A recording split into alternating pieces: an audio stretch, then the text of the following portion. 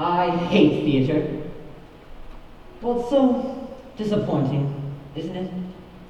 You know what I do when I'm sitting in a darkened theater, waiting for the show to begin? I pray, God, please let it be a good show. And let it be short, oh Lord in heaven, please. 2 hours is fine. 3 hours is just too much. And keep the actors out of the audience. God, I did not pay good money to have the fourth wall come crashing down around my ears. I just want a story. And a few tunes that'll take me away. I want to be entertained. Now, isn't that the point? Amen. There was a time when people sat in darkened theaters and thought to themselves, what have George and Ira Gershwin got for us tonight? Or can Cole Porter pull it off again? Can you imagine?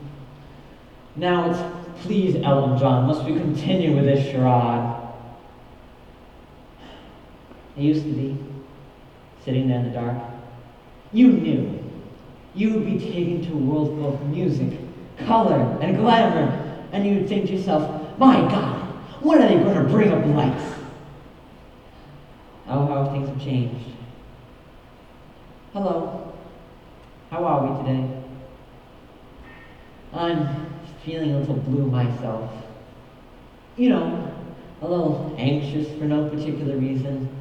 A little sad that I feel anxious at my age. A little self-conscious anxiety resulting in a non-specific sadness. A state I like to call blue. Now, whenever I'm feeling this way, blue, I like to listen to my music. So, I was going through my records this morning. Yes, records. And I was going to put on the soundtrack to Meredith Willson's The Music Man. I had a craving for young Ronnie Howard. But then I decided, no, let's have a treat. Let's go back to the decadent world of the 1920s, when the champagne flowed, the caviar chilled, and all the world was a party. For the wealthy, anyway. So I dug about, and what did I find but one of my favorite shows, Gabriel Stein's and Drowsy Chaperone. Remember? Music by Julie Gable, lyrics by Cindy Stein. It's a 2-record set, remastered from an original recording made in 1928. It has this full show with the original cast, including Beatrice Stockwell as the chaperone. Isn't she elegant? And this was 15 years before she became the Dame Beatrice Stockwell. Can you believe it? Let me read you what it says in the back. It says, mix-ups, mayhem, and a gay wedding.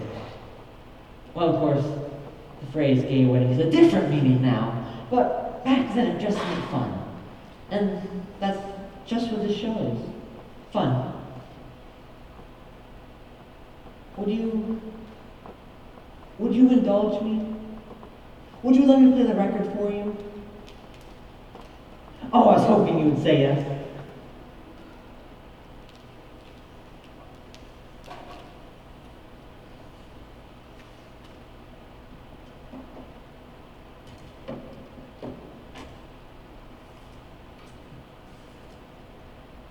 You hear that static? I love that sound. To me, it's the sound of a time machine starting up. Alright, now, let's visualize. Imagine, if you will, it's November 1928. You've just arrived at the doors of the Marsville Theater in New York. It's very cold. Remember when it used to be cold in November? Not anymore. November's the new August. It's global warming, we're all doomed. Anyway, it's very cold outside, and a heavy gray sleet falls from the sky. But you don't care, because you're going to see a Broadway show. Listen.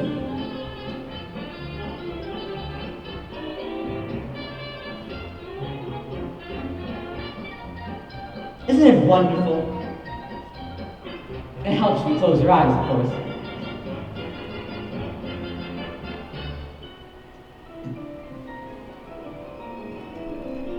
Overtures are so out of style nowadays.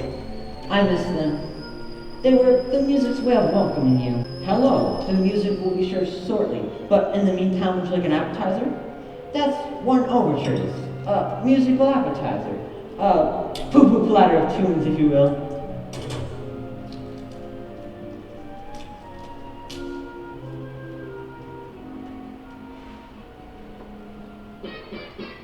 Oh, something new. What could it be? Sounds like a dance tune. Kind of rollicking, isn't it? Maybe involving pirates. Don't worry, there are no pirates in this show.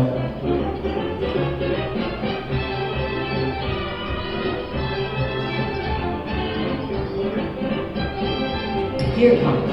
The moment when the music starts to build, and you know you're only seconds away from being transported.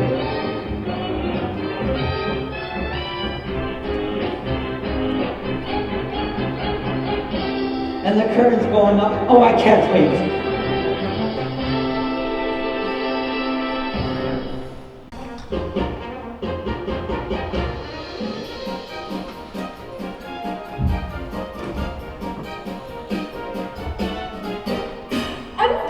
Yes, madam. How do I look? You look radiant, Mrs. Tossendale. I do love this dress so. It never goes out of style. It's a miracle, madam. My dress, my fancy dress. I don't know why I'm wearing it, I must confess. My dress, I love my dress. Would someone tell me why I put it on? Yes, your dress, your fancy dress. 'Twas such a pleasure airing it, restitching and preparing it. God bless your dress, it's one fine dress, and I will tell you why you put it on. Wedding bells will ring, wedding bells will chime.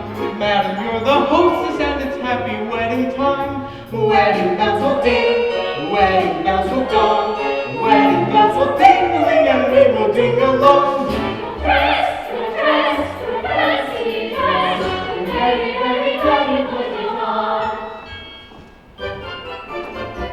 Wedding guests have come, Wedding guests are here, wedding guests are at the door and soon they will appear.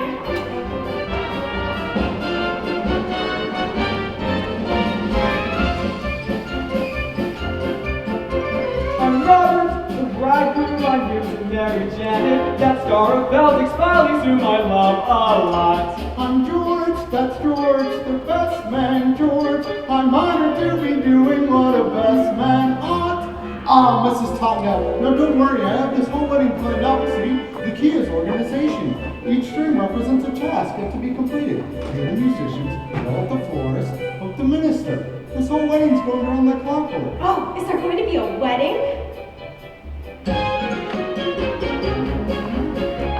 I'm Felting, producer, I lost my leading lady. I gotta stop this wedding or I ain't got squat. I'm kidding, just kidding. I came with Mr. Felting. I'll be a leading lady if I get my shot. We're pastry chefs, we're pastry chefs. We cross our heart, we're pastry chefs. No bakery, a bakery is what we've got. I'm done for, my baby thinks I'm done for. I am a king of romance, so I kiss a lot. You are the king of romance, so you kiss a lot. Wedding bells will ring, wedding bells will chime. Wedding bells will celebrate a happy wedding time. Someone hasn't come, someone isn't here. Where is Jenny Vanderbilt and when will she appear?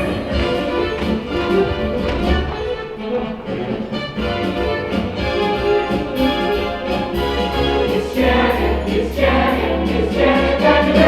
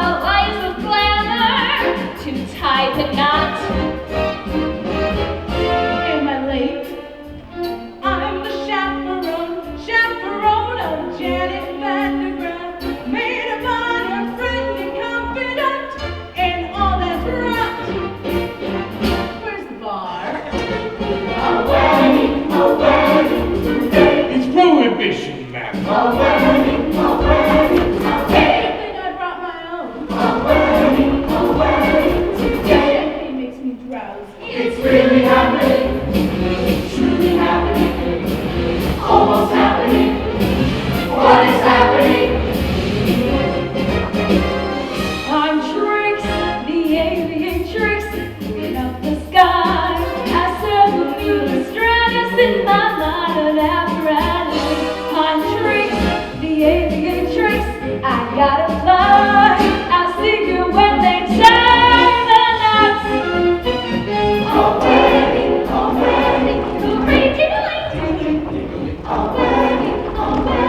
Already's coming our way. Well, there you have it. All the guests have arrived. We have a bride who's giving up the stage for love, her debonair bride, a hairy producer, jovial gangsters posing as pastry chefs, a flaky Korean, all Latin authority, and an aviatrix, what we now call lesbian, and of course, my favorite character, the Drowsy Chaperone. What more do you need for evening's entertainment?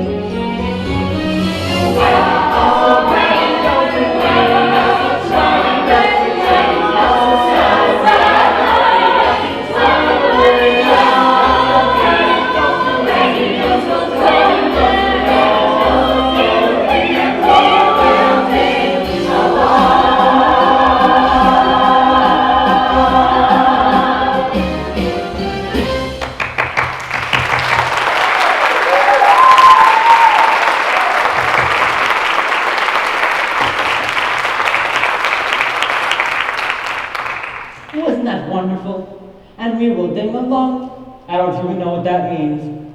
Alright, so I'll try to lead you through this record as best I can. Don't worry, it won't be hard. So we begin with a welcome from our love-struck groom. Well, I just want to thank you all for coming. I tell you, I must be some lucky fellow. Who would have thought that I, Robert Martin, will be married a glamorous showgirl, and that glamorous showgirl will be willing to give up a successful career for me, Robert Martin. Aww. Now, if it weren't for Prohibition, I'd say let's raise a glass Here, here. to Miss Janet Vandergraft, the most beautiful girl in the world. Absolutely not. Excuse me? The groom mustn't see his bride on the day of the wedding. It's bad luck. Now, I hope you heard that, because that's the plot. Basically. Hang on for a ride. A breakfast will be served in the Arabian room. Say, isn't it a little early in the day to be drinking? I don't understand the question. Look, you're the chaperone. Keep Janet away from Robert. Aye, mon capitan. Oh, Robert, who's my little monkey? I am. I'm your little monkey. So the bride and groom are whisked away, and we turn our attention to the B plot, which involves the producer.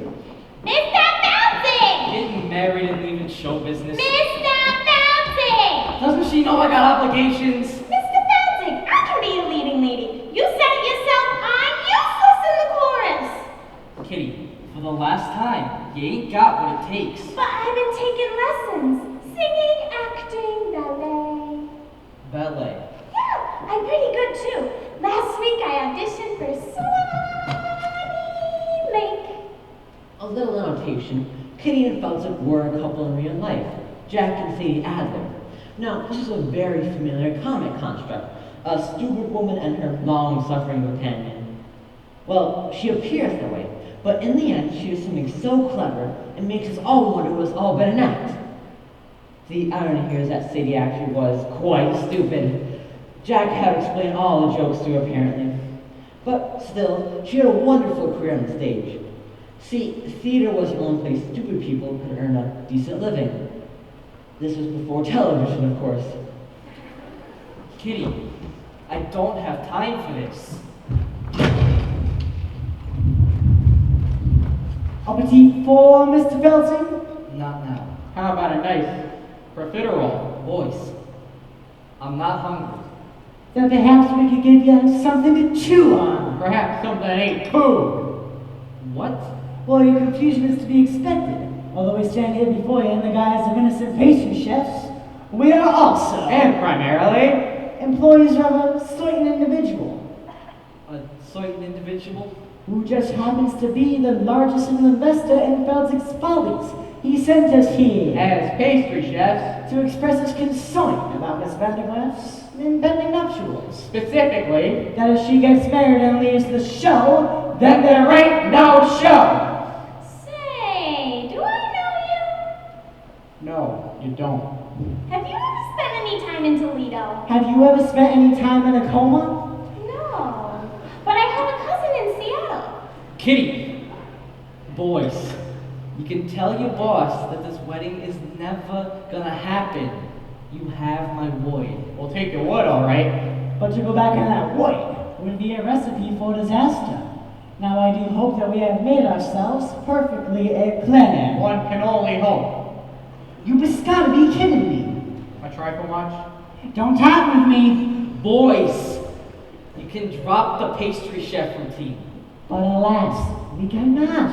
We're on the lam. When's an entree, a macaroon? The gangsters were played by interchangeable vaudeville duo, the Tall brothers, John and Peter Tall.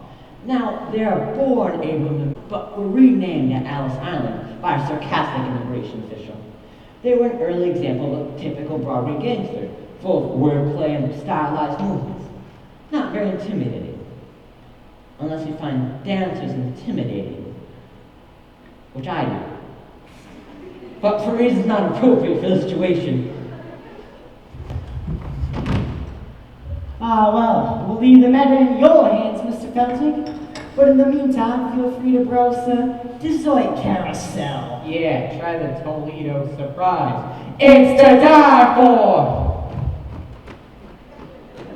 Holy cats, Mr. Felton! They are gangsters. Very perceptive. Now go powder your face. I gotta stop this wedding.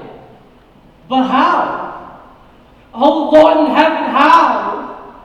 How? I've always felt that one was a little overplayed. Anyway, with the story well on its way, let's go to the groom's room.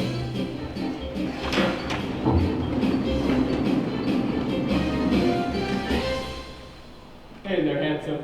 Show me those pearly whites. The groom was played by a dashing Percy Hyman. He starred out as an Albright toothpaste man. His fabulous smile adorned every tube. See, Albright was hugely popular in the 1920s because it contained cocaine. It's true. If you look at the label, it was the fifth ingredient down, right after sugar. Anyway, it wasn't long before he became a huge matinee idol. Now, don't you worry. It's perfectly normal for a groom to feel nervous on his wedding day. It is, of course. I love Percy Hyman. Now, some people say he was a bad actor, and to those people I say, shut up. Hey there, Mr. Mirrorman, shaking and awakening, trembling like the afraid cats do, something big bothering you. I know just what it is. Cold feet, brother, you got cold feet. You can make them cold feet hot with a little rhythm. Young feet, old feet can be uncontrolled. Rhythm make them cold feet trot down the aisle. Frosty arches, they can learn to swing. Icy toes can jive. Wedding marches played in ragtime swing make frigid souls come alive and take that dive. Cold feet, snow feet, turn them into bone feet. Rhythm make them cold feet. What? You don't say. Well, why don't you sign back in your mud hole, you backstab worm? Now I'm gonna find you a minister. Say, what are you up to? I'm singing a song at old minstrel time.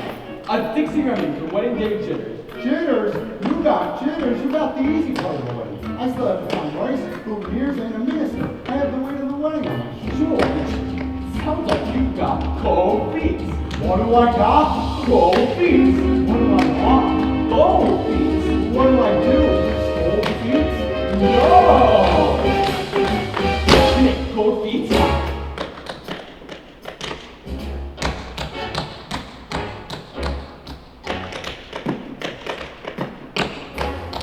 George, look at you, you're dancing.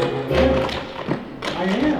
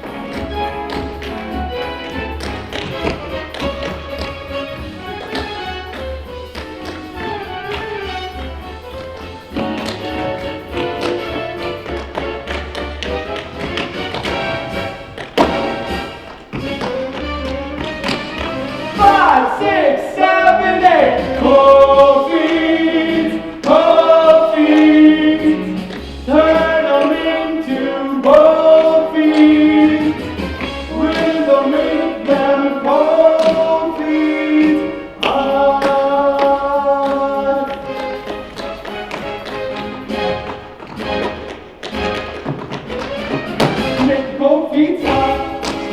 Make cold pizza. Make cold pizza. Make cold pizza.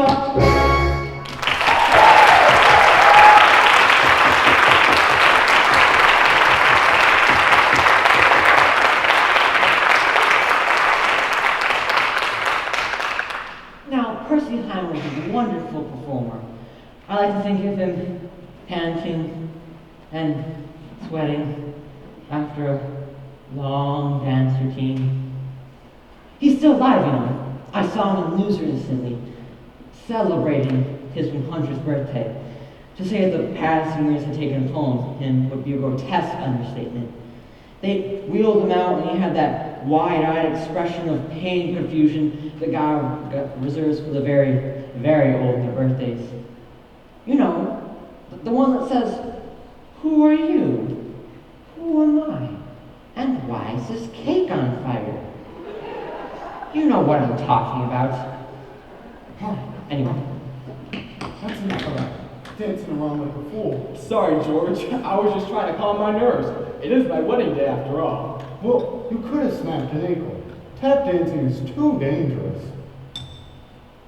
Why don't you go for a skate instead? That's what I do when I want to blow off some steam. George, what would I do without you?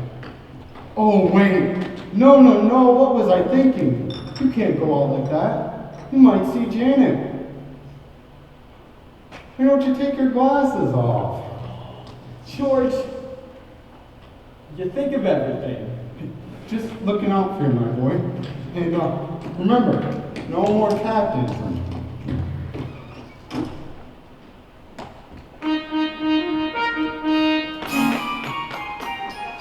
Wedding bells will ring.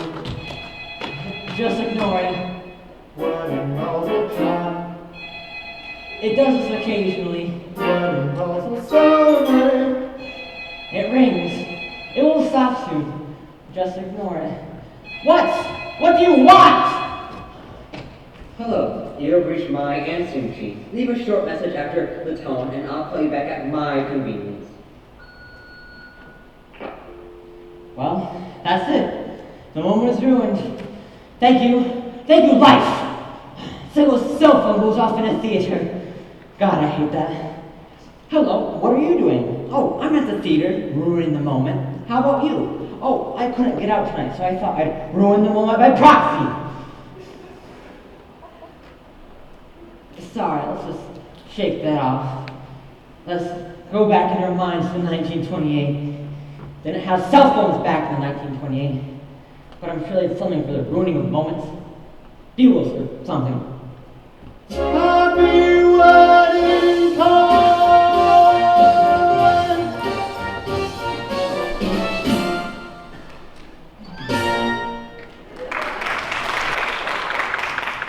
So the scene shifts. We find the glamorous Janet Van Graff entertaining questions from reporters as she lounges by the pool.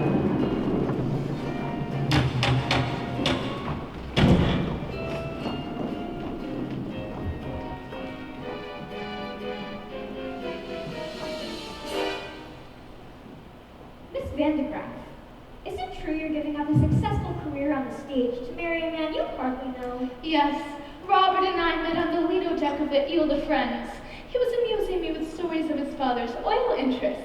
We spooned, briefly, and then he proposed. So, you won't be returning to the stage? Ever? I shan't.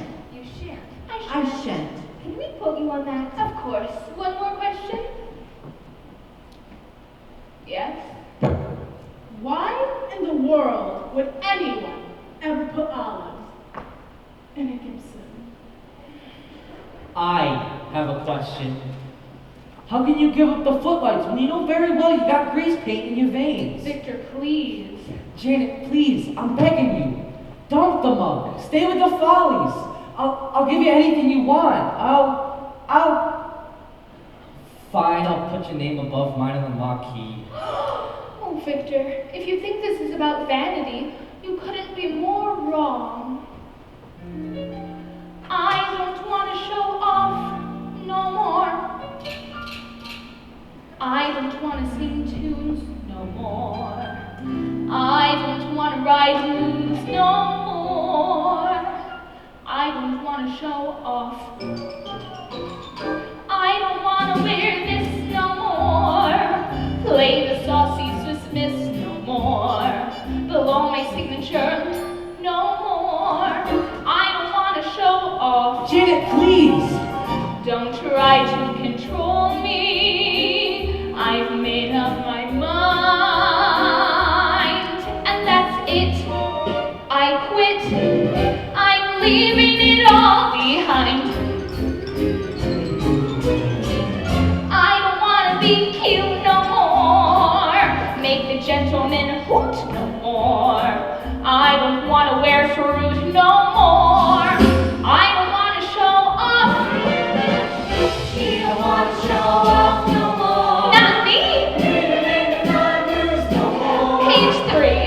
Blowing reviews no more. Ah, gee, I don't want to show off. She don't want to show off. I don't want to show off. She don't want to show off no more.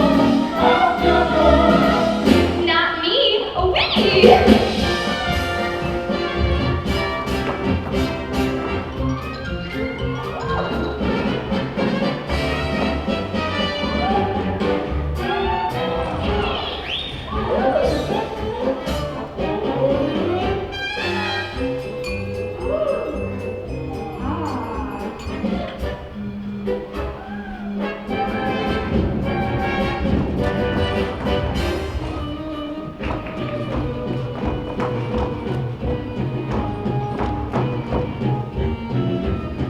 I don't want to show off.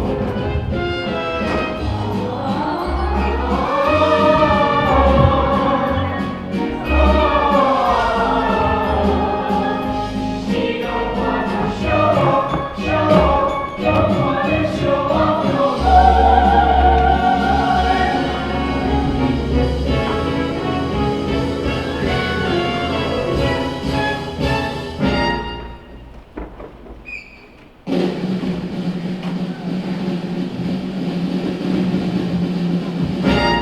Please, no more attention.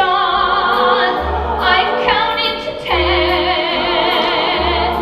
and I'm through. Adieu. You'll never see this. You'll never see this. Never see this. Never see that. Never see these again.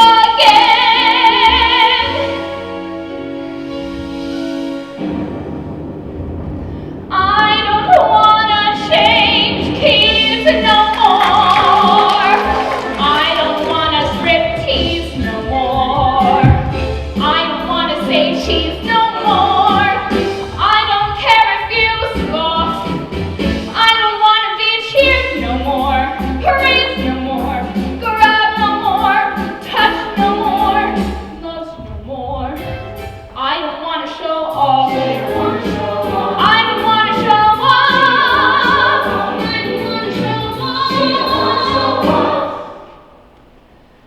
I don't wanna show off.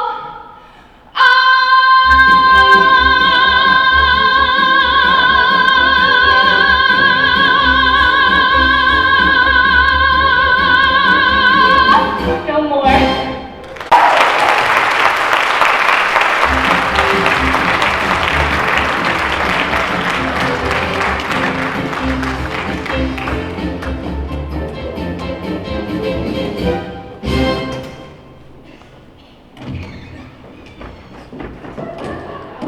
Did I miss something?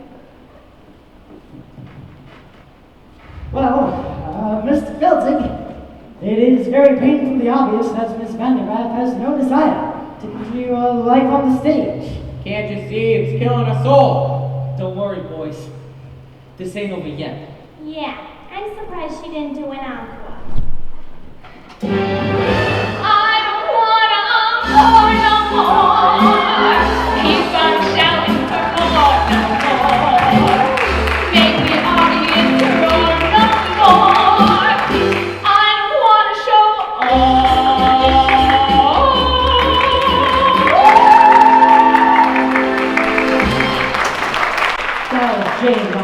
bride. She was the Oops girl.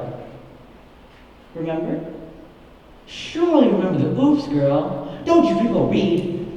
She was Bill's a girl whose sexual energy was so great that men around her would just have accidents.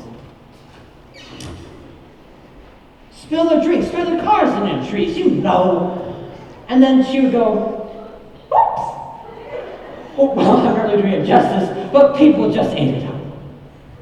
She even had a whole series of films. Oops, the Oops Girl Comes Home, and the Oops Girl on Mars, which won an Oscar for special effects. All right.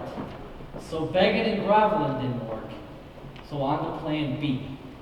And for that, I'm going to need an accomplice. Someone gullible, but with loose morals. I need, what do you call them? A European. In walks Aldalfo, self-proclaimed ladies' man. Aldalfo was played by silent boomer film star and world-class alcoholic Roman Bartelli. He was the one who later drank himself to death in her chateau in Nice. Remember? It was 5 days before they had found the body, which had been partially consumed by his poodles. Well, only partially consumed. Well, excuse me. I don't believe we've met. I am Aldolfo. You are Adolfo? Yes, I am Aldolfo. Not the Adolfo.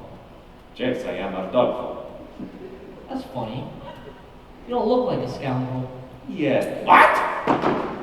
Why, just now I overheard the groom say, Adolfo is a scoundrel.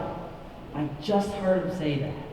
Aldolfo is a scoundrel. Those very words. Aldolfo is a scoundrel.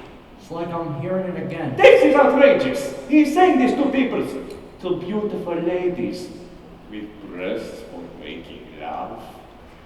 I must. You must take matters into your own hands. Yes, Aldolfo will take this groom into his hands and kill him. Yeah. No. Don't kill him. Just hoid him enough so he can't get married. Show me this groom. Wait, What? what kind of man is this groom? A big man? Well, A porfiferno? he's big on the outside. No, Aldolfo will not fight big men. Small, pale, little, wheezy dwarf people that Aldolfo can hunt far away. But no big men. So you're a lover, not a fighter. Yes, Aldolfo is a lover of beautiful ladies. Some say I am the king of romance. Well, you know what they say. The best way to get revenge on a man is through his... Door! No. The best way to get back at a man is through his... Window! No. Revenge back at a man through his... There is no other ways. I am not Santa Claus coming in the chimney. Through his woman. His woman. Yes, Adolfo, you must seduce his woman. His woman. His bride! Ah, Adolfo will make love to the bride. That will show the people that Adolfo is no scoundrel. Show me this bride. Wait. What? What kind of woman is this bride? A big woman? No. A burly woman? No. She's the cat's pajamas. Pajamas? She's a looker. An attractive woman. Show me this cat in pajamas. I will make her purr. Stop that. Like a cat in pajamas. Ah! Come on. Roman Bartelli chewing the scenery. You certainly couldn't get away with performance like that nowadays, could you? But your contemporary audience are too sophisticated to enjoy such broad racial stereotyping on the stage. So we've banished them to Disney. Let the children sort it out.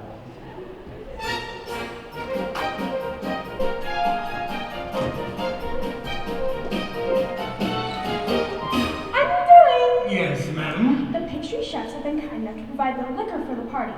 But remember, Underling, we have to be discreet. Yes, madam. It is prohibition after all. I'm aware of that, madam. We'll have to use code words.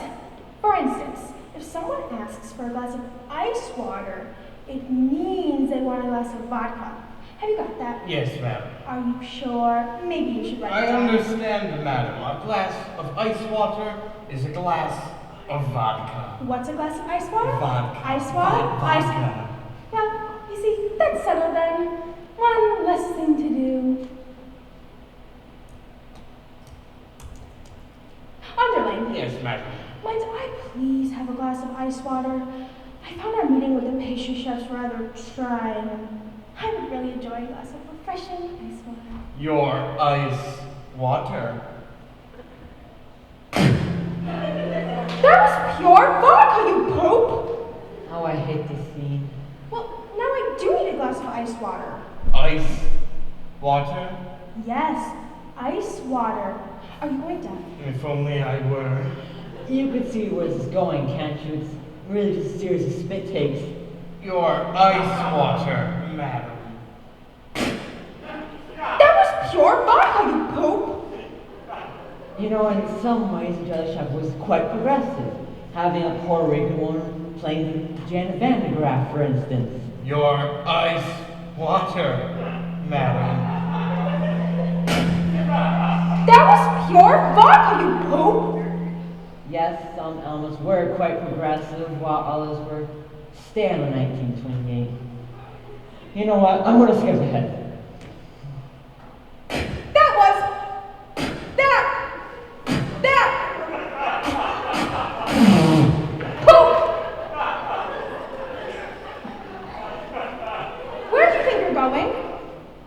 Get some lime juice, madam. Lime juice? Common sense, why? I'm going to wring out my eyebrows and make myself a gimlet.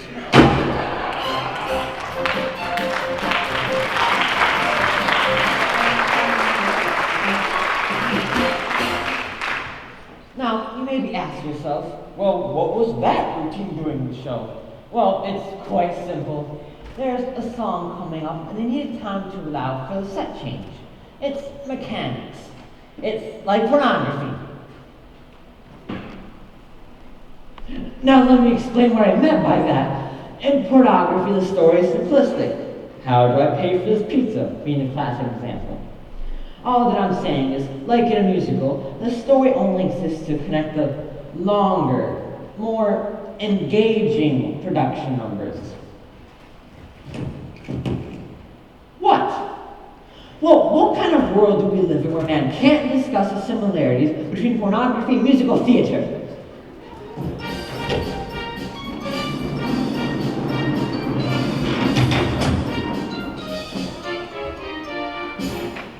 In a few hours, I'm going to be Mrs. Robert Martin. Oh, my head is spinning. Yes, life is a mad whirlwind.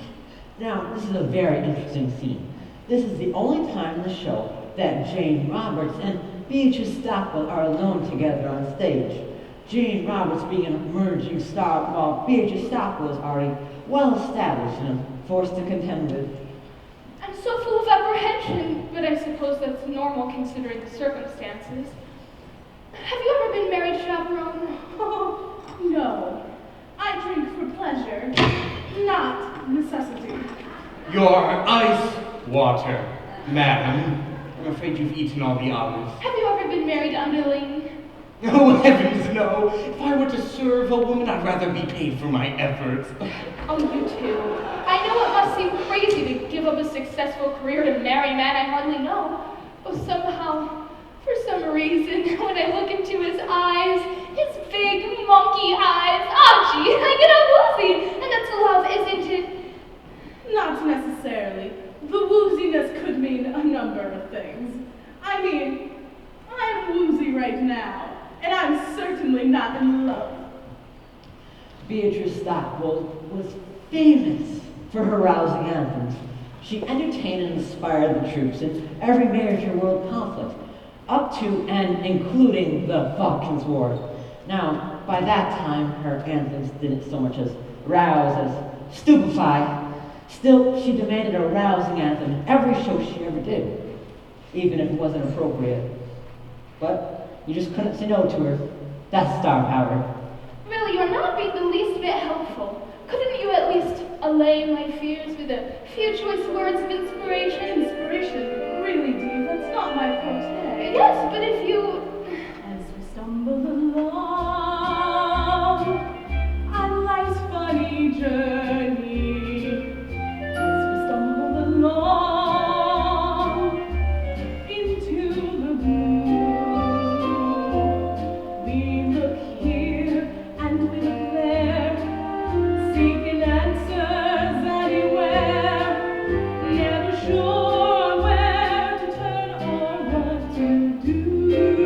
Still we bumble our way through life's crazy labyrinth, barely knowing left from right, nor right from wrong. And the best that we can do is hold on that we'll sing his song as we stumble along. That was quite...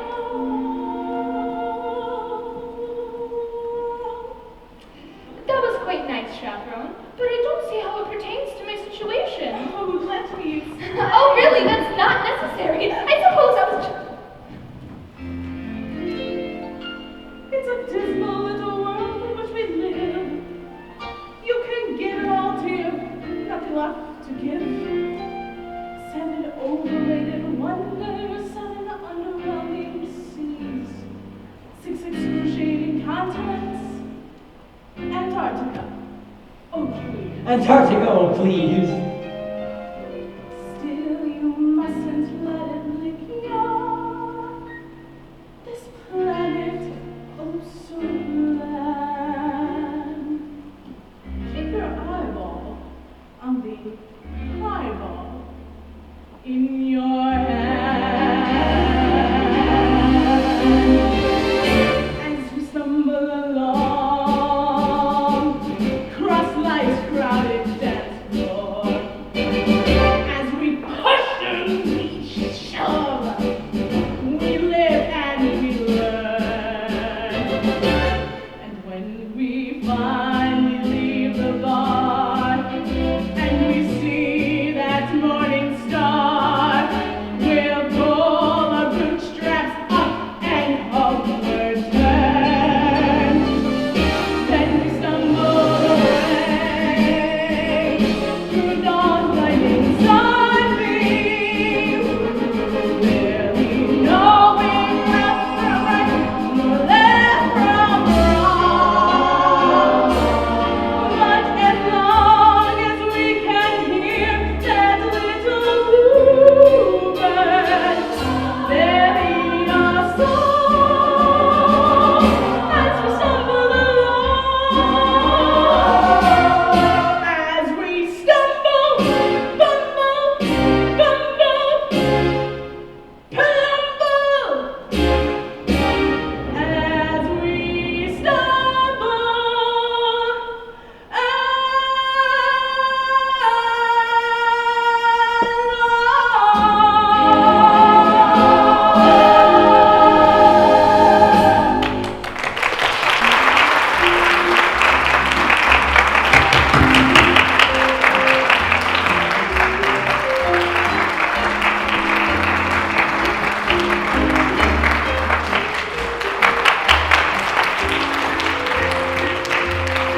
Don't you love her?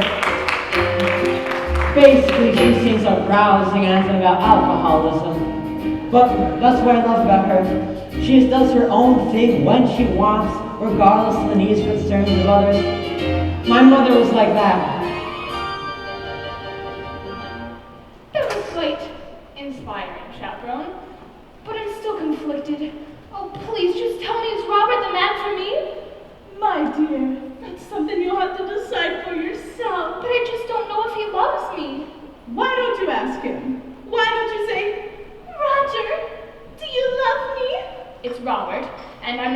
to see him. In fact, it's your job to keep me away from him. You're right. And I take that responsibility very seriously. However, I'm just this moment feeling terribly drowsy. I'm afraid I'll have to lie you down now. Whatever you do, don't go wandering through the garden seeking out your fiancé to ask him the question upon which your future happiness depends. Oh, thank you, Chaperone. I just have to know if he loves me. Such a skinny little fool. Still, I envy her. Oh, when will love come crashing through my door? Look who it is. Shall Delpho come to seduce the bride? I am Arthur. Try not to think of the poodles while listening to this. I am Adolfo, and you are bride. No, I'm not. What? But this is the bride's suite, and you are the only one here, therefore you must be the bride. Interesting argument, but I'm afraid you are a moron. What? Me? No bride. Perhaps I can take a message. Yes, very good. Dear Van de Graaf bride, I must make love to you and transport you to the place of ecstasy. Sooner is better. Signed, Ardolfo, the king of romance. Well, you saw through my little ruse. You found me out.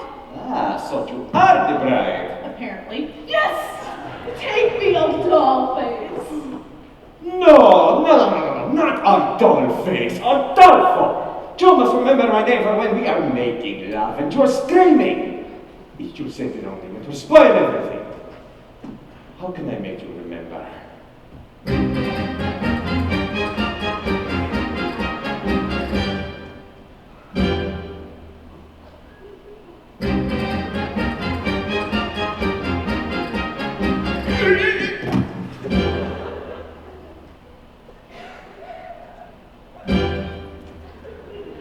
I'm sure that you have heard the name Adolfo.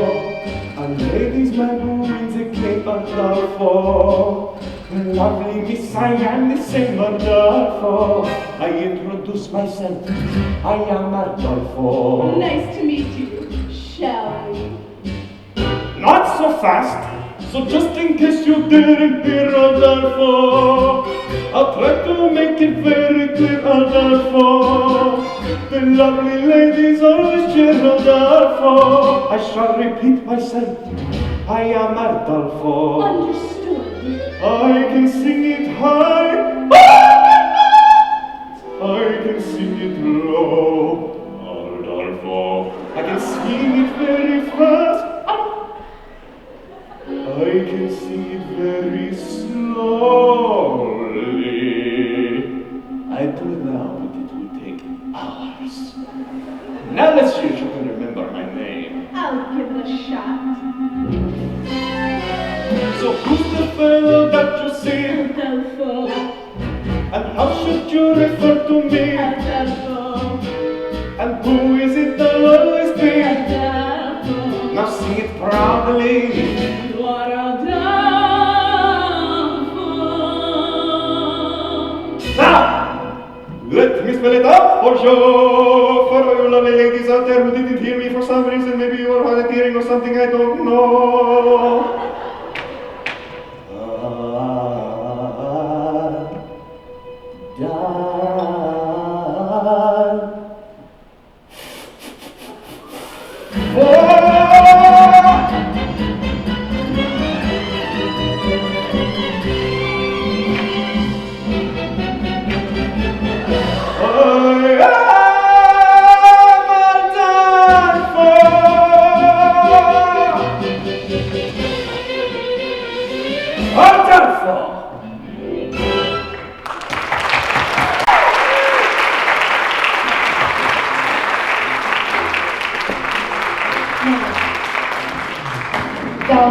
favorite number of the show. I think it was her secret fantasy to be swept off her feet by a Latin lover. No, I mean a real Latin lover, not a buffoon. Well, that's all that musicals are, right? Romantic fantasy, falling in love with the drop of a hat, spontaneous angling, finding yourself in an insanely romantic setting. I'm an accident waiting to happen. I'm a mishap about to ensue. La da da da da. Don't worry, madam. I'm getting married today. So I took off my glasses so I can't see the bride. You can't wear your glasses? I'm sorry. Who am I speaking to anyhow? Why, it's me! I mean, Mimi from France. This scene couldn't be more ridiculous. So you are marrying Jeannette Van de Graaff, no? Oui. I hear she's very beautiful. Oui. And very glamorous. Ah, oui, oui. Is it true that she has an exceptionally broad range and excels at playing both comedic and dramatic roles? Say, I'm having trouble placing your accent. What part of France are you from? Oh, the middle part, where they make the toast. So you were telling me about your, how do you say it in English? Fiancé? That's right. So tell me, when was the moment you knew she was the only one for you? It's a funny story, actually. We were standing on the Lido deck of the Ile de France. Yes. I was amusing her stories of my father's oil interests. And then what happened? I looked into her eyes. Her big, glamorous eyes, and I felt all woozy. And then you fell. Oh, and then you fell? Yeah, I fell, right on my keister. And then I said, well, I guess I don't have my sea legs yet. But we haven't left the dock. Well, that's exactly what she said. And that's when I knew it must be love. And then you said, Well, and then I said, there was a time I could stop on a dime. Forbearance was one of my talents. But since you've been around, I can't hold my ground. I'm consistently losing my balance. Whoa. I'm an accident waiting to happen. I'm a mishap about to ensue. I'm the toy on the stair, the three-legged chair, the hen that's been caught by a shoe. When my two lovesick arms started flapping, there was nothing my ankles could do. I'm an accident waiting to happen. So how be I happen to you? and then what happened? And then she joined in.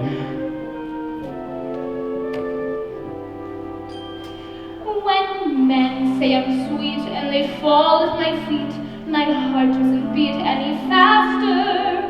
But when you lose control, it touches my soul. So I'm bracing myself for disaster. You're an accident waiting to happen. That's right. A catastrophe destined to be. That's me. I'm the rags in the cellar. A broken umbrella, a branching and loose from a tree. I can see myself jumping and clapping for a man who lives dangerously. You're an accident waiting to happen, so hurry and happen to me. And then what happened? And then we kissed. You're an accident waiting to happen. So hurry and happen to me.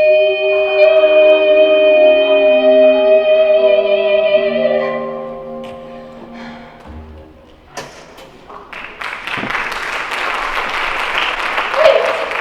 You kissed a strange French girl on her wedding day! Oh no, what have I done? Wait! Accent and the sudden blindness had led to a terrible misunderstanding. Will it all work out in the end? Well, of course it will. It's a musical.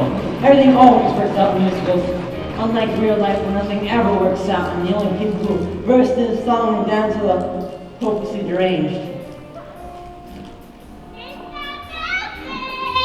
Where is that philandering foreigner? Mr. Bouncing! How long can it take to seduce one bride? Mr. Bouncing, you don't need Janet no more. Kitty, for the last time, I don't have time for this. I've been working on a mind reading act. Presenting Kitty the Incomprehensible. Now think of a number between 5 and 7. 6. No. You see, the problem with your act is you have to have a mind to read one. Just think of something. Oh, I'm thinking of something all right. Good, getting it. Pick up some milk and a loaf of rye bread, and don't forget to shave your legs. You're reading your own mind, you idiot. No wonder it was so easy. Mr. Felton, It would appear that the wedding is proceeding according to schedule. now it's time for you to receive your just desserts. What do you say, partner? Should we whip up something special for Mr. Felton? Yeah, how about a Toledo surprise? An inspired choice. The Toledo surprise? Never heard of that one. No, you haven't. And that's because the people who have heard of it are generally never heard from again. We'll share the recipe with you. First, you chop the nuts. Then you pound the dough. Then you bake it up. Nice and slow. Then you got your Toledo surprise. Could you run that by me again? It's a very simple recipe, Mr. Felting. First, you chop the nuts. Then you pound the dough. Then you bake it up. Nice and slow. Then you got your Toledo surprise. Say, why don't we give him a little taste? All right. Hold it. What style, what grace, what rhythm. Open your fists.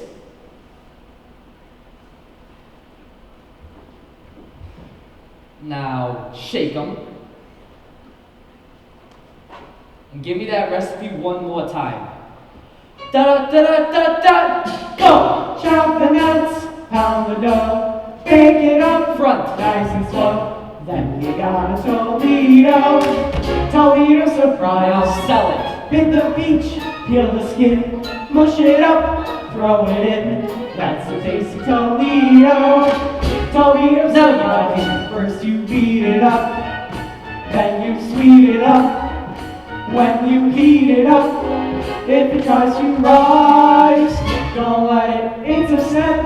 Try it, folks, with your whites, split the yolks. Then you got a Splendido Toledo surprise. You boys are natural. Honest? Keep it up, I'm gonna go work on the contracts. Hey! 5, 6, 7, 8. Mr. Bouncing! Oh, what's going on here? Kitty, I'm developing a new act. Toledo surprise. You mean you're putting gangsters in the show and you won't put me in? They're not even in the union. Oh, Kitty, you got it all wrong. This new act is for you.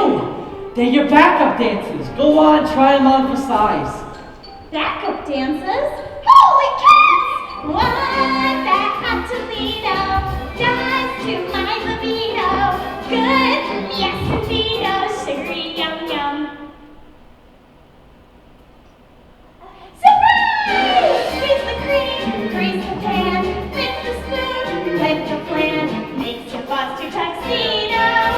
Toledo surprise! Wait! He make important announcement. The wedding is off. What? For the love of God, why? Adolfo has made love to the bride. That's not the bride, you idiot. That's the chaperone. What? The wedding is on. The wedding is off. What? Robert kissed a French girl. Her name is Mimi, and she's very beautiful. I'm sorry, Jim. I couldn't help it. I couldn't see. She was just like you. Only French. Oh, sweet mother of pearl. Underling. Yes, madam. What is all this commotion about? The wedding, madam. Wedding? Oh, I love weddings. Yes, well, it's off. Oh, how terrible. Yeah, what a tragedy. What a wonderful, wonderful tragedy. Clear the floor, boys. I'll show you how it's done. First you beat it up, then you sweet it up. When you heat it up, if it tries to rise, don't let it.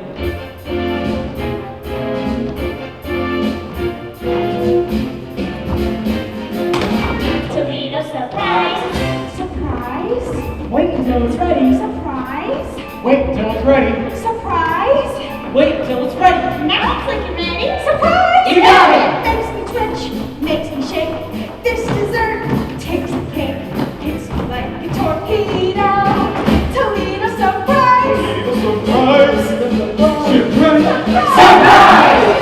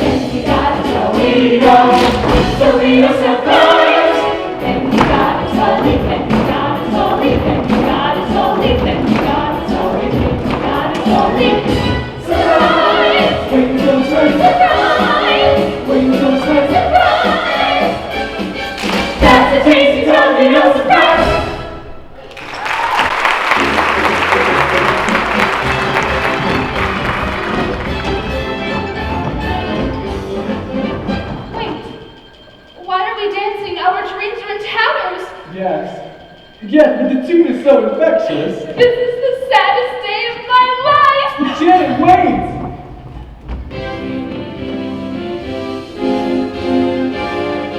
When bells won't ring, when bells won't chime, they will never celebrate their happy wedding time.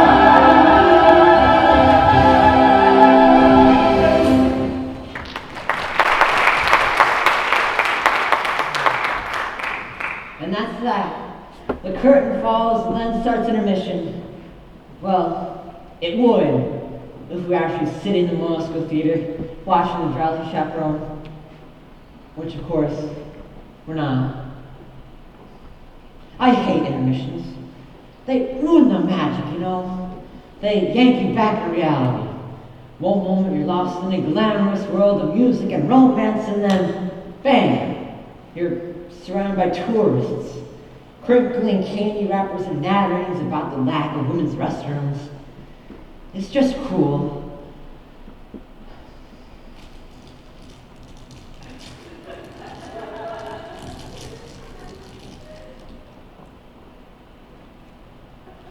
Oh, this is a power bar. See, after these small meals to dance, I get all jittery. Well, I know it's rude, but he wouldn't like the alternative, believe you me. Believe you me. I remember my wedding day.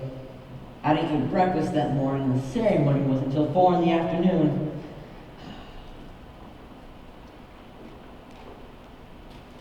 Are you surprised that I was married? See, there you go. You shouldn't go making assumptions about people, now should you? I'm a very complicated person.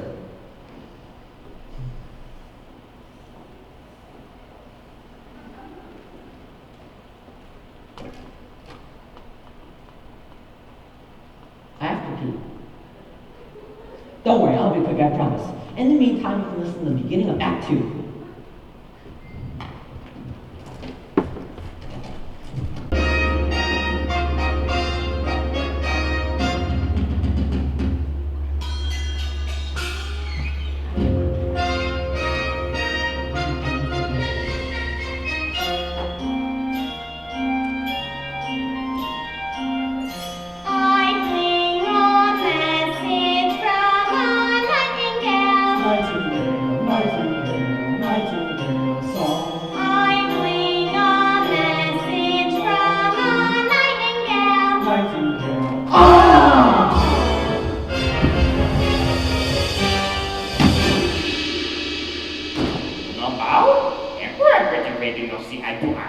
But Emperor, sometimes a different outlook can change your point of view.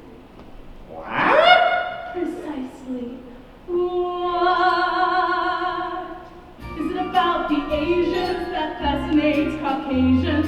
What is it about the Asians that's so nice? Is it the wontons, the egg rolls, the rice? Perhaps it's Buddha or Confucius and their excellent advice. What is it about Caucasians that mystifies the Asians? What is it about Caucasians that's so odd? They call a pretty lady a brat. They have hair upon their chest and they only have one heart. Impossible!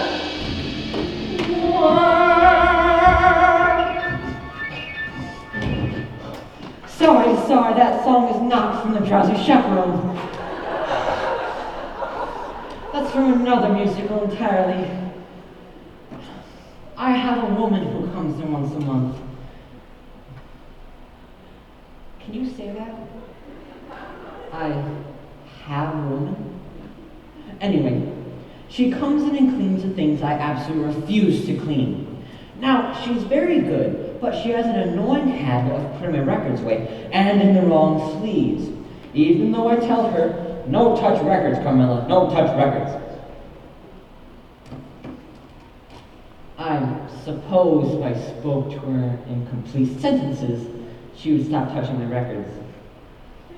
Anyway, that song starred the actor of another Gabe Blumstein show, The Enchanted Nightingale, a degrading piece of chinoiserie about an emperor who's told by a magic bird to marry his American elocutionist instead of his betrothed. And then he ends up building the Great Wall of China, a slap in the face to 4,000 years of Chinese history. But it has some wonderful tunes. That was Beatrice Stockwell's American Rady. And did you recognize Roman Martelli as the emperor? Yes, he was a man of 1,000 accents, all of them insulting. Anyway, Act 2 of the Drowsy Chaperone begins with this. A haunting lament from a very depressed bride. We find her standing on her balcony, bathed in the pale blue light of a beautiful moon, which is ridiculous because it's the middle of the day. But while listening to this, try to ignore the lyrics. I know it will be hard, but they're not the best. But the tune is truly beautiful, and it truly communicates the bride's state of mind. Just ignore the lyrics. I put a monkey on a pedestal and tried to make that monkey stay. And he did for a time, but he needed to climb, and with other monkeys playing far away, he left his jacket on that pedestal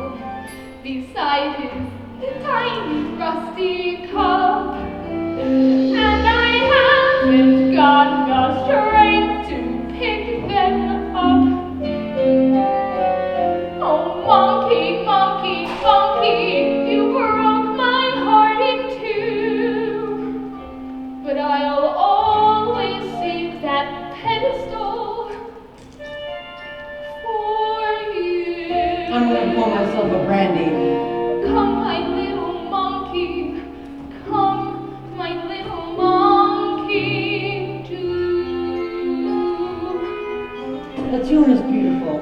It just floats in the air. And I must confess I always get a little bit misty when I'm in that jacket, lying on the pedestal, its long sleeves dangling on the floor. Oh, monkey, monkey, monkey, you broke my heart in two.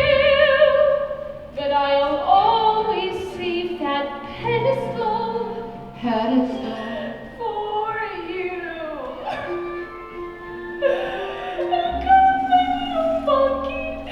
Come, my little monkey. Now, here it comes. Wait, Who are you? I'm Jenny Vandergraff. Do you need anyone? I don't need anyone. What about the love of one man? What do I care about the love of one man when I am adored by billions? Do I need to be so gloomy? No, no, no! I could rule the world if so I chose. Sigmund Freud sends flowers to me every show. Gertrude Stein, she handed me a rose. Now she really lets go. I'm Janet Vandergraff. Ain't no nail that I can't hammer. Why give up a life of glamour? Life of glamour, life of glamour. No! Monkey, monkey. Oh, I love this part. Monkey, monkey. She's having a complete mental breakdown. I'm an accident waiting to happen. I don't want to show off no more. I don't want to spread mirth no more. Be the greatest on earth no more. I don't wanna. I do. I don't wanna show off.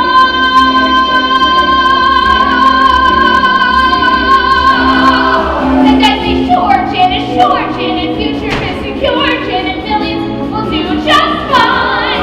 But any future I could ever care to shape includes just one two-timing cat who drives me ape.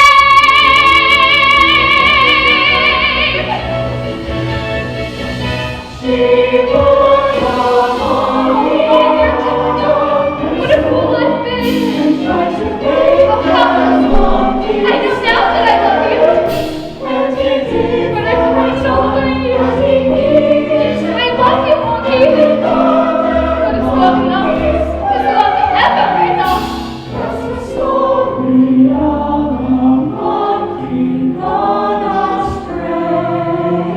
I am monkey, the stars above.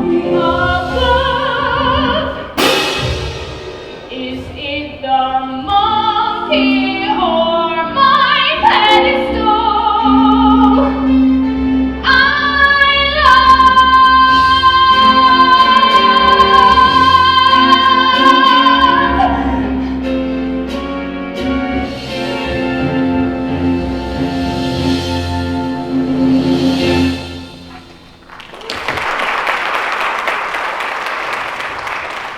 Don't you just love that number?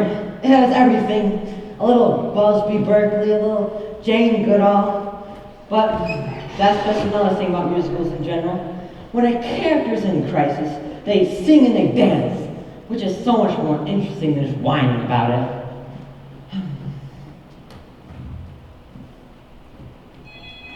Oh, you see, this is what I'm talking about. You manage to be happy for 5 seconds and something just starts ringing. This is life.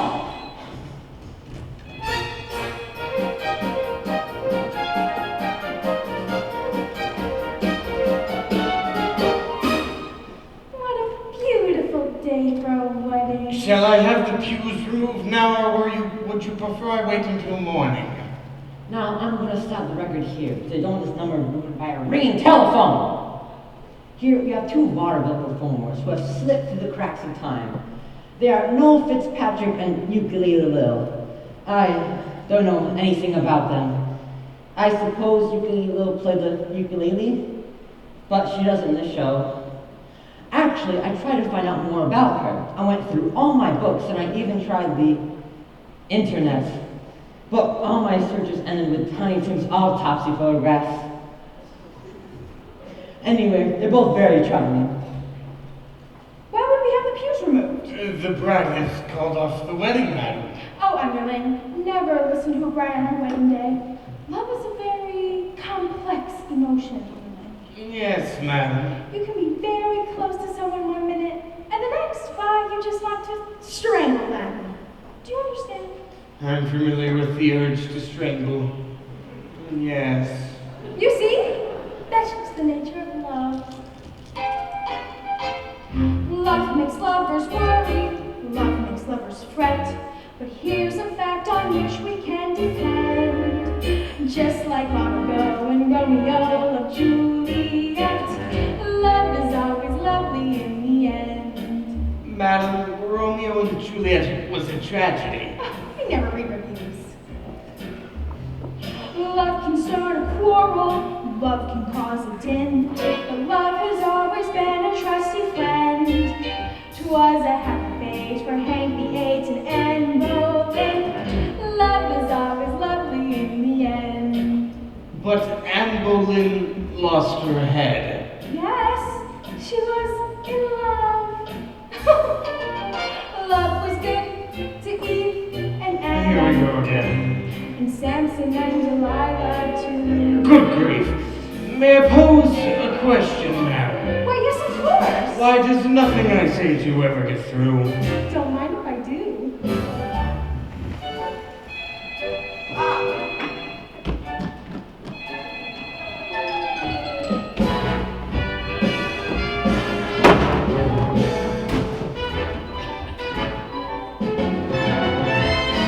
Love is always lovely in the end.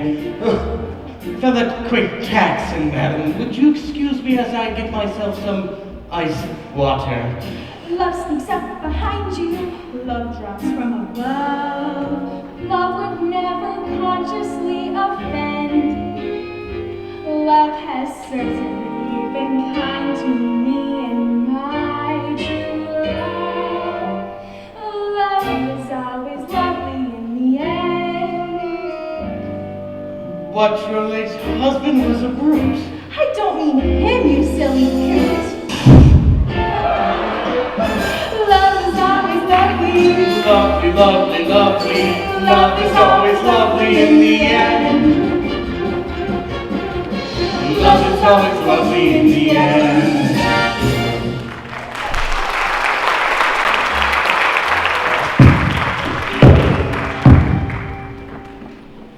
Yes, that number was quite charming, but to be frank, on some level, that number just pisses me off. Now, I'm gonna say something here, and yes, I have been drinking, but I'm gonna go on a limb and say that love is not always lovely in the end. Often, in the end, there are lawyers. And another thing, surely someone was aware of the awkward sexual connotation of that title. I mean, is it just me? I guess what I'm trying to say is that number is naive, and so irresponsibly so. Sorry, I just thought something should be said for the benefit of the young people. Anyway, I won't interrupt anymore. Oh, there's a moment coming up that I've become obsessed with.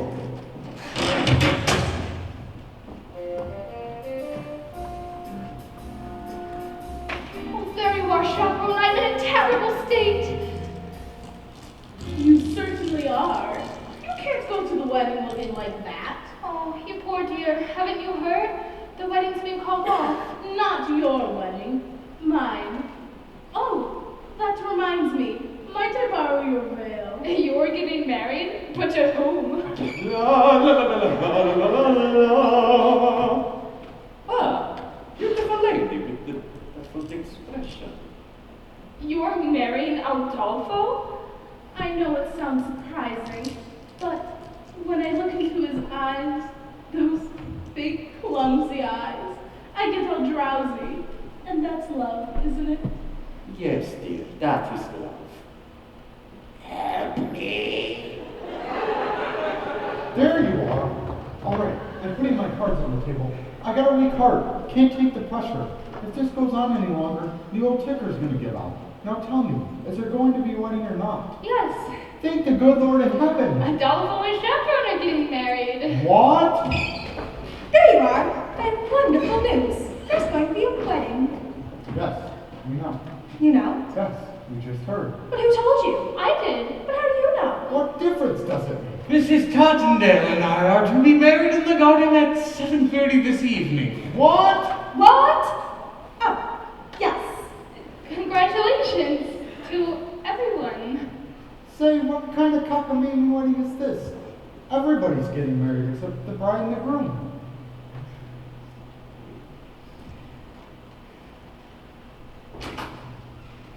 Here you are. Oh, geez, I've been looking all over for you. Hello, Mr. Martin. Please don't be that way. Janet, can't you find in your heart to marry me? It's our wedding day. George has gone through all the trouble, and, well, I do love you. More than I can say. But you kissed another woman. Yes, and I just can't understand it. I know this may sound ridiculous, but when I was kissing that French girl, why, it was just like kissing you. Oh, Robert, you were kissing me. You mean you're Mimi? Wow, that French accent was remarkably accurate. Why, thank you. I developed it when I played the role of Monique in Hold That Baguette. There you are. Now, before you do anything, just know that no matter how well you play the part of the happy wife, you'll never, ever get a standing ovation. Oh, I just don't know. I'm so confused. Chaperone, please, just this once, give me some advice that is coherent and appropriate to the situation. Should I marry Robert? Here it comes, the moment I was talking about. Not only the culmination of the plot, but the point that has fascinated me more than any other, and has brought me back to this record time and time again. Here it comes. Well, my advice to you is, This is it. Listen. while you can. See, you can't quite make out what she says, because someone drops a cane. I'll play it for you again. Live while you can. Is she saying live while you can, or leave while you can? While you can. I mean, it's Beatrice Stockwell, so it might also be a cynical quip, but this is a wedding after all, and that's exactly what you think when you're standing at the altar, isn't it? Live or leave? And you have to live, because you do love her, in some way. It's not an exact science. An arrow doesn't come down the sky and point to the one you're supposed to be with. So one day you say it to her. You say, I love you. And you basically phrase it as a question, but she accepts it as fact. And then there she is standing in front of you in a $3,000 dress, tears in her eyes, and nothing made the hubbub. So what do? Do you say I was joking? I was kidding? No, you live. You choose to live. So, for a couple of months, you stare at the alien form in bed beside you, and you think to yourself, who are you? Who are you? And then one day you say it out loud. And as trial separation, couples counseling, and all your conversations about her eating or your Zoloft addiction. And you're constantly redefining and reevaluating and revisiting until you finally lose the deposit on the house.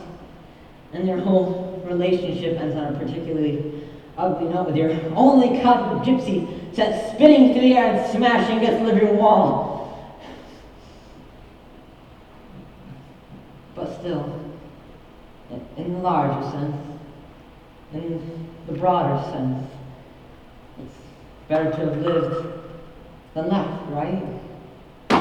While you can. You have no idea how many times I've listened to that part.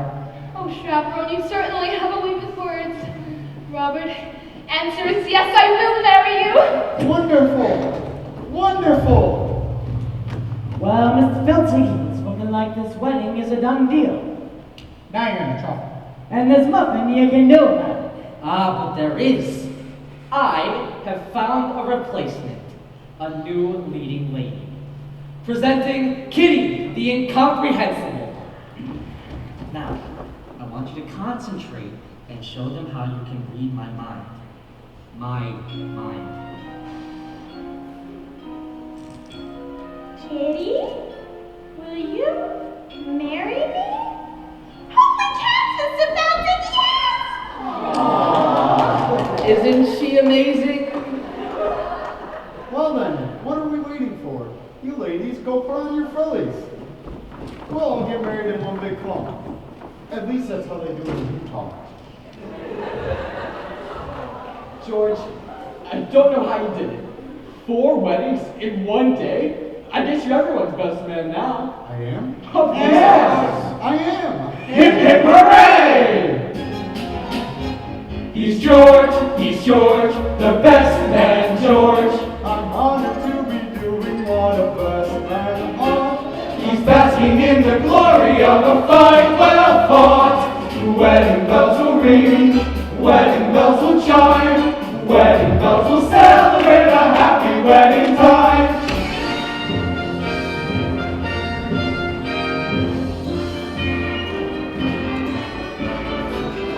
Wedding bells will celebrate a happy wedding. Minister, you may begin.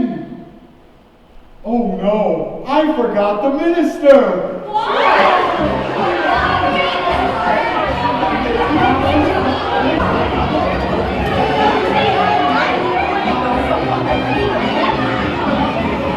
Who the hell are you? I'm Trix, the alien Trix, clean up the sky. To Rio, I was winning with my enemies many. I'll fix my navigatrix, and then I'll fly and let you love your time and not. Sorry to crash the party, folks, but we'll have this fixed in 2 shakes, and then off to Rio for Carnival. Wait, the captain of a ship can perform a marriage. And a pilot is comparable to a captain. Yes! Oh, and a plane is a type of sheet. A sheet of the air. Some call it an air sheet. Oh, shit! Yes! Wait, I got it. Tricks, you can marry them on the plane, and we'll all have a honeymoon in Rio. A bride and groom in a chapel may bring a tear to the eye, but what a thrill when lovers thrill! I do in the sky when vows are said in a meadow. I'll fly. I do in the sky. We do.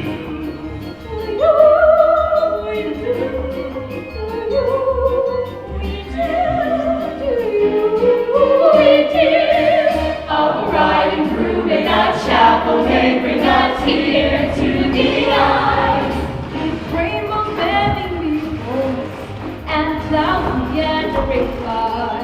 One can't restrain that sweet refrain. I do in the sky. When bells are said in a meadow, the bees and daffodils sigh. But heart beats right when the sweethearts gush. I do in the sky. I do in the sky. Oh, up ahead! Do you see it? Could it be? Yes, it is Rio!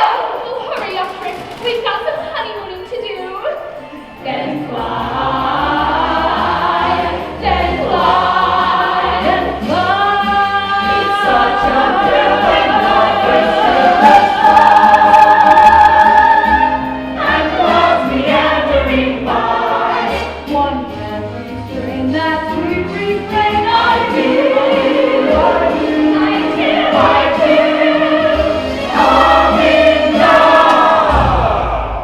Oh no, I can't believe it. Everyone stay calm, this happens occasionally. It's a horrible old apartment with terrible wiring. Keep the show alive in your minds. Don't talk to one, don't be distracted. I'll find the fuse box. Everybody be quiet.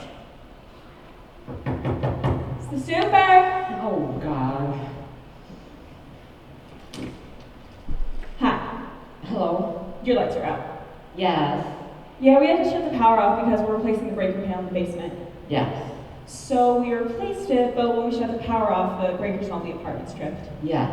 That's what happens, it's normal. Yes. So I got to reset your breakers. Now? It'll only take a second. Alright. Because I tried calling you, but there was no answer. Oh, I've been having a problem with the phone. Okay, here we go.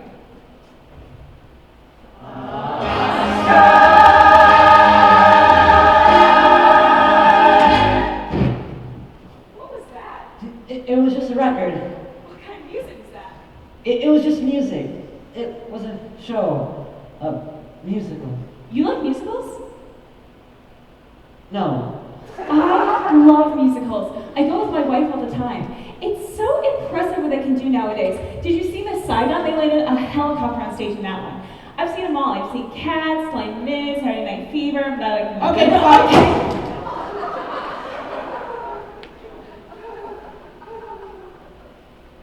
Well, that's it. It's ruined. One note away from ending the show and the note is broken. I can just play it from the beginning again. No, I can't do that, can I? Oh, it's just so frustrating. You have to understand, I love the show so much. I've never even seen it. My mother had bought me the record. This was right before my father had left us. Oh, he didn't leave because of the record. But I'm sure it didn't help matters. Look, I know it's not a perfect show. The spit take scene is lame and the monkey motif is labored, but it does what a musical is supposed to do. It doesn't matter. It takes you to another world, a wealth of music and color, and it gives you a little tune to carry along your head, you know? Something to escape the dreary horrors of the real world. Something for when it's for when you're feeling blue, you know?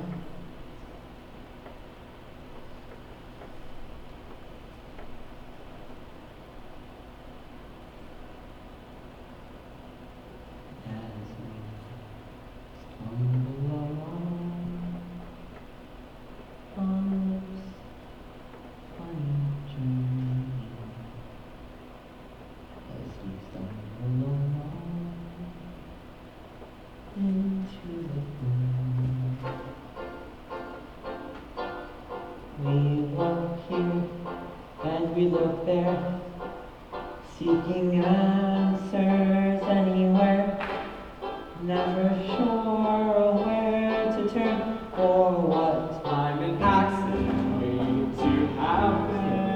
stumble our way. I don't want to sing tunes no more. Crazy To lead a surprise, the lovely. alright from wrong. And the best that we can do is hope on We'll sing his song as we stumble along.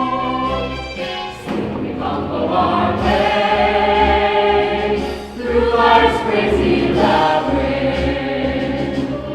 Then going left from right, your right from wrong.